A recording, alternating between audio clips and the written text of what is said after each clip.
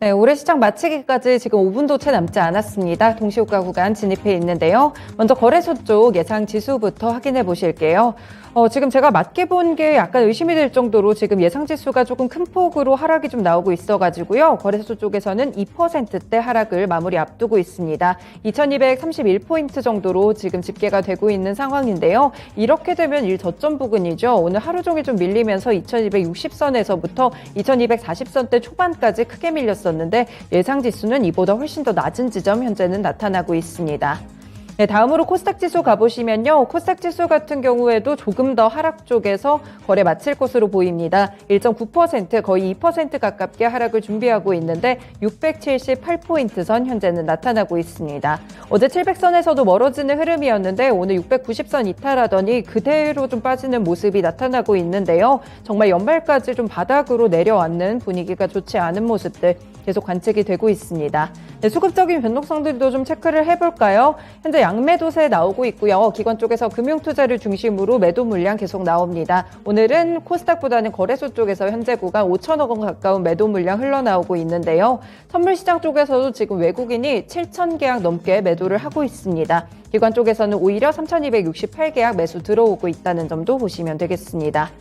네, 오늘 그래도 좀 좋았던 종목들 위주로 체크를 해볼게요. 지금 상한가로 마감이 좀 예상되는 종목들부터 살펴보겠습니다. 거래소 쪽에서는 또 한 종목입니다. 한국 엠코르 유전. 이 종목 같은 경우에 펀드인데 벌써 10번째 상한가를 맞습니다. 이 부분 참고해 보셔야 될 것 같고요.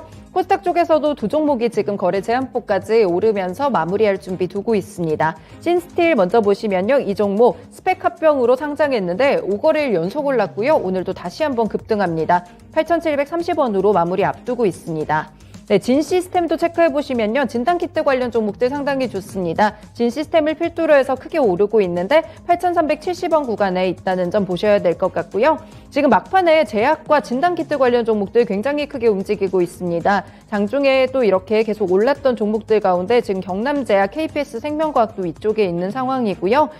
그 외 종목들에서는 조금 전까지 진단키트 관련 종목들이 상당히 좀 좋았었는데 지금 리스트에서 상위권에서는 조금 사라지고 있는 모습입니다. 네, 오늘 거래소 쪽과 코스닥 통틀어서 게임 종목들 일단 초반부터 분위기 굉장히 좋았었죠. 결국에는 중국의 외자 판호 발급 이 모멘텀을 강하게 흡수합니다. 개별적인 부분들이 아니고 7종의 게임이 한 번에 이렇게 외자 판호를 받은 것은 정말 오랜만에 있었던 일인데요. 한한령 해제 기대감 때문에 게임 관련 종목들 그리고 그 외 종목들까지 함께 오르는 모습이었습니다. 네, 그리고 오늘 하락하는 섹터들 가운데서는 그동안 올랐던 중국 소비주들 일종의 좀 하락세를 기록하고 있었는데요. 이 중국 쪽에서는 리오프닝에 나섰지만 중국 외 국가들에서 중국인들을 어느 정도 방어하는 모습을 지금 기록하고 있습니다. 자국의 코로나19 재확산을 좀 막으려고 PCR 검사를 하거나 입국을 제한하는 조치 등을 취하고 있다는 점, 우리나라도 해당이 된다는 점도 함께 보셔야 될 것 같습니다. 네, 제약 관련 종목들 감기약 품귀 현상 때문에 계속 가고 있고요. KPS 생명과학 말씀드렸는데 팍스로비드 관련 종목으로서 이쪽도 품귀 현상 크게 나타나고 있습니다. 중국의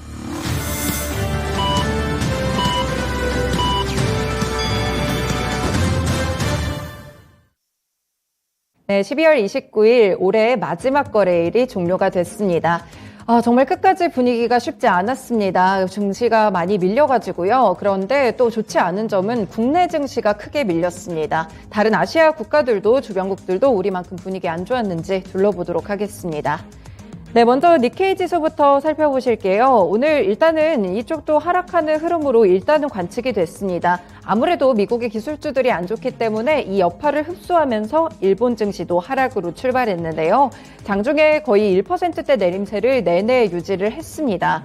그리고 중국에서 다음 달부터 국경을 재개방하게 되는데 지금 일본에서도 이미 중국발 여행객의 도착 이후에 코로나19 검사를 하는 안을 실시하면서 이렇게 경계 수위를 계속 높이고 있습니다. 이 점도 체크를 해보셔야 될 것 같고요.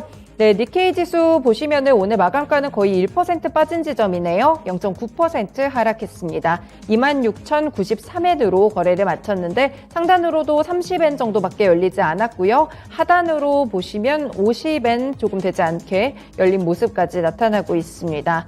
네, 올 한 해 일본 증시는 일단 전저점까지 깨고 내려가는 일은 없었는데 역시나 최근에 있었던 박스권 하단 부근에서 마무리가 됐습니다. 네, 국내 증시보다는 그래도 하락폭이 어느 정도는 방어가 됐다는 점도 함께 보셔야 될 것 같아요. 1% 안쪽의 하락세를 기록했습니다.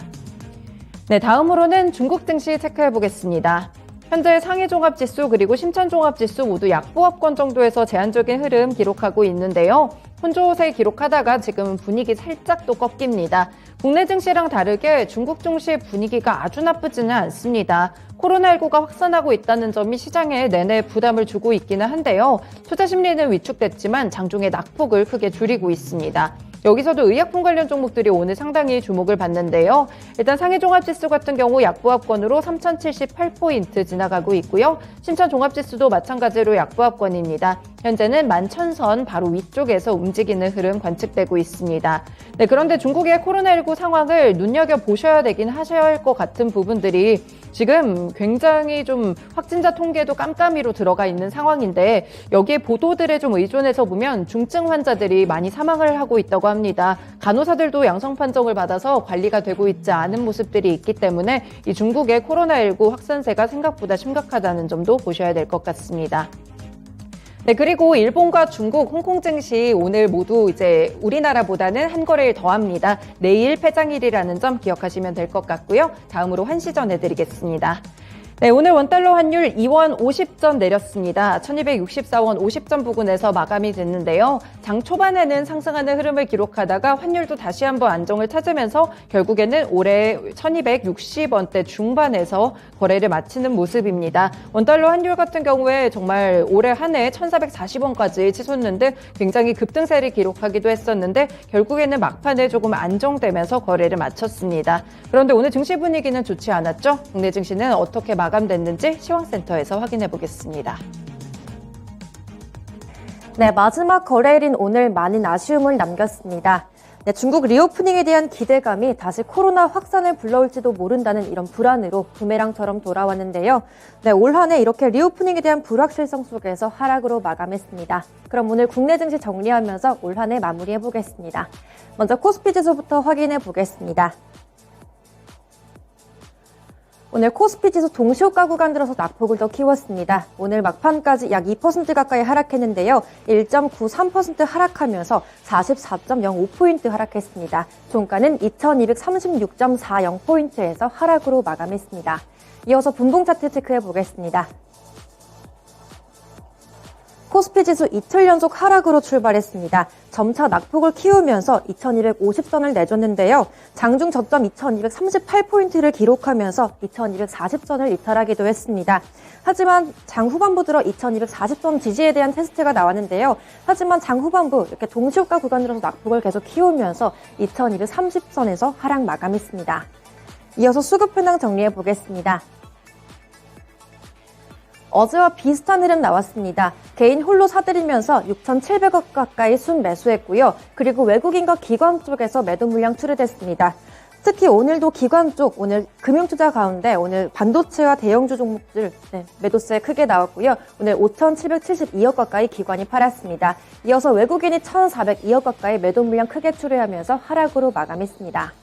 이어서 업종별 현황 먼저 정리해 보겠습니다. 오늘 전업종 하락으로 마감했는데요. 그 가운데 철강금속 섹터가 3.7% 가까이 큰 폭으로 하락했습니다. 국내 철강사들은 올해 침수 피해와 경기 침체라는 악재가 겹쳤는데요. 4분기 영업이익이 급감할 거란 전망이 나오면서 낙폭이 두드러졌습니다. 이어서 오늘 운수창고 섹터가 3.4% 가까이 하락했고요. 그리고 유통 섹터와 전기가스 섹터 나란히 3% 이상의 하락세로 거래를 마쳤습니다. 그리고 그 뒤로 건설 섹터가 2.7% 가까이 하락 마감했습니다. 이어서 코스피 시가총액 상위 종목 체크해 보겠습니다. 네, 오늘 대체로 하락세를 보였습니다. 그 가운데 오늘장 삼성전자와 SK하이닉스 하락으로 마감했는데요. 네, 삼성전자가 오늘장 2.3% 하락하면서 55,300원으로 하락했습니다. 이어서 SK하이닉스 역시 1.3% 넘게 하락하면서 75,000원으로 네, 오늘장 역시 부진한 흐름 보였고요.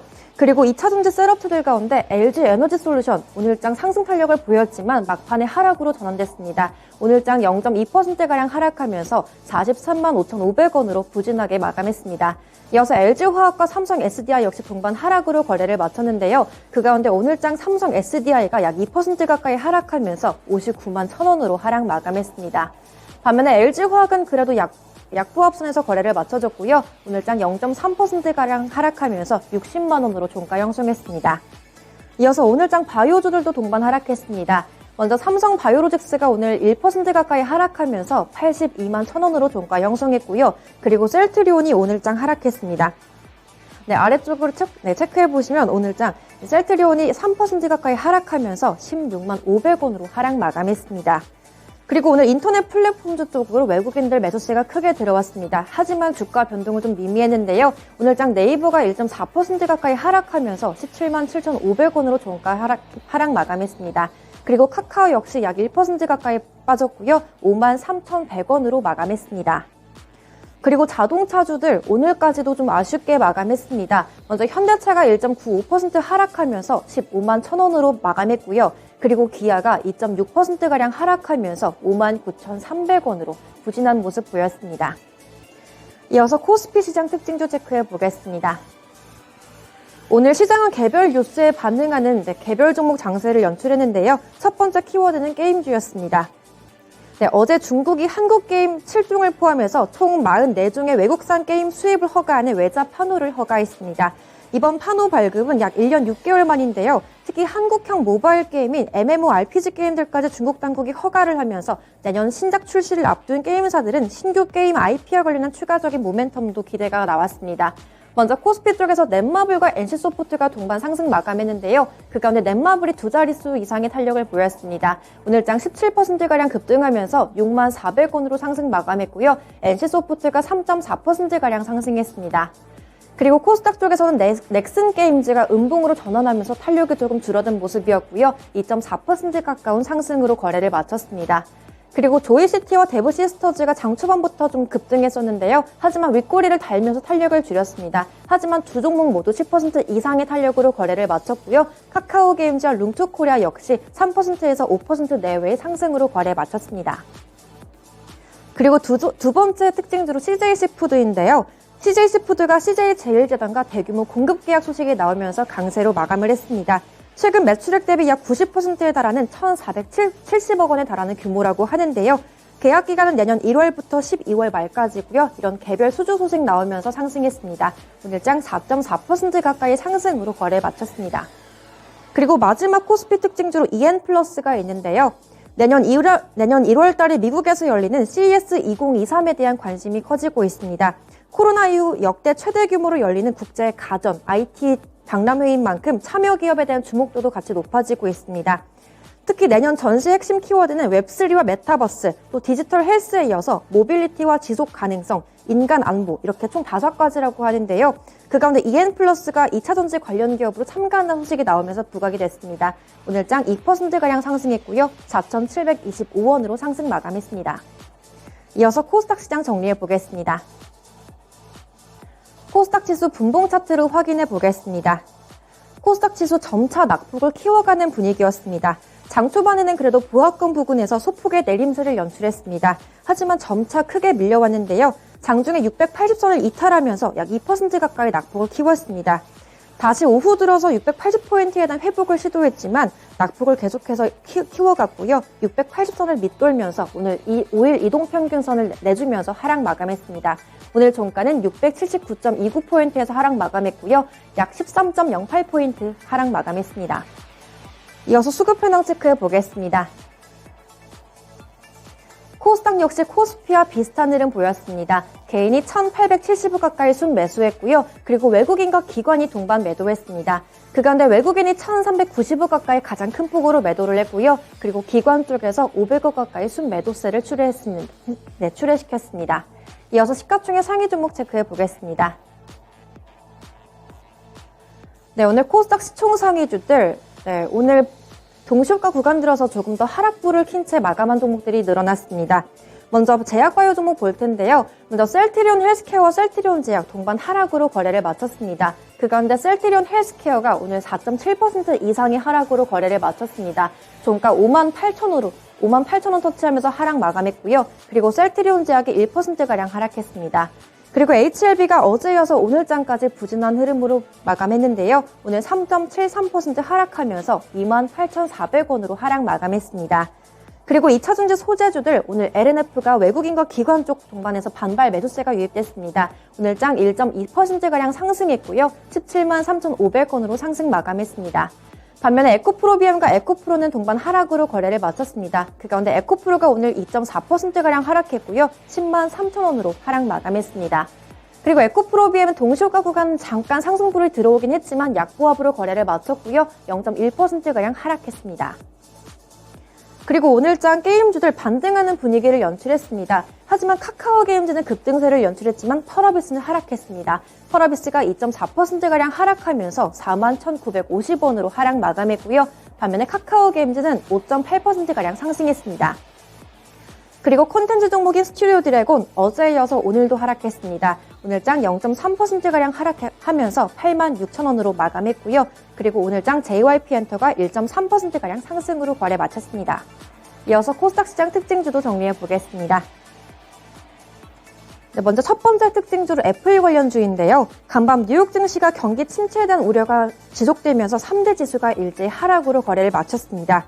그 가운데 애플의 주가가 3% 이상 하락했는데요. 중국에서 코로나 확진자 수가 급증하면서 아이폰의 생산 차질이 장기화될 수도 있다는 우려감이 나왔기 때문입니다. 현재 미국 내 아이폰 14 시리즈 구매 고객들의 제품 대기 시간은 최소 23일에 달한다고 하는데요. 향후 최대 6개월까지 공급망 위기가 길어질 수도 있다 이런 부진한 전망이 나오면서 오늘 관련주들 동반 하락했습니다. 먼저 코스피 쪽에서 LG 이노텍이 4% 이상 하락했고요. 그리고 코스닥 쪽에서 이녹스 첨단 소재가 6.6%가량 하락했습니다. 오늘 종가 33,300원으로 하락 마감했고요. 그리고 더구전자에 이어서 하이비전 시스템과 BH가 3% 가까운 하락으로 거래를 마쳤습니다. 그리고 마지막 특징주로 팍스로비드 관련주인데요. 화이자의 팍스로비드 같은 경우 현재 중국에서 승인된 유일한 외국산 코로나 치료제로 알려져 있습니다. 하지만 확진자 증가세에 비해서 팍스로비드의 공급이 지연되면서 현재 중국 부유층 사이에서 팍스로비드를 비축하는 현상이 나타나고 있다고 합니다. 그 가운데 KPX 생명과학이 화이자의 항생체 중간체를 독점으로 공급하는 회사로 알려지면서 부각이 됐는데요. 오늘 KPX 생명과학이 14% 가까이 급등하면서 5,930원으로 상승 마감했습니다. 이어서 선물시장 상황도 체크해 보겠습니다. 현재까지 1.68%가량 하락세를 보이고 있습니다. 포인트로는 5포인트가량 하락했고요. 현재 구간 293.45포인트 구간에서 거래되고 있습니다. 이어서 수급 상황도 체크해 보겠습니다. 현재까지 외국인이 홀로 팔고 있습니다. 현재 7,905계약 정도 팔면서 지수 하방 압력을 키우고 있습니다. 반면에 개인과 기관이 사들이고 있는데요. 그 가운데 개인 쪽에서 조금 더 크게 사면서 3,270계약 정도 매수 우위를 보이고 있습니다. 그리고 기관 쪽에서도 동반 매수세를 유입시키고 있는데요. 현재까지 3,080계약 정도 순매수하고 있습니다. 지금까지 마감 시황 전해드렸습니다.